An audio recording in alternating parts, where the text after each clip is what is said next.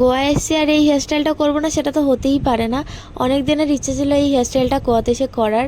তো কালাঙ্গুটে এসে আমি ফার্স্টেই আগে হেয়ারস্টাইলটা করে নিয়েছি।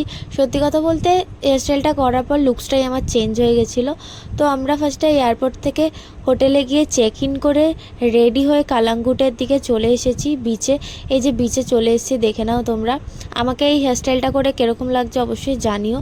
আর কালাঙ্গুটের থেকে আমাদের হোটেলটা ছিল একটুখানি, একদম অল্প সময়, মানে 5 মিনিট লেগেছে স্কুটিতে আসতে।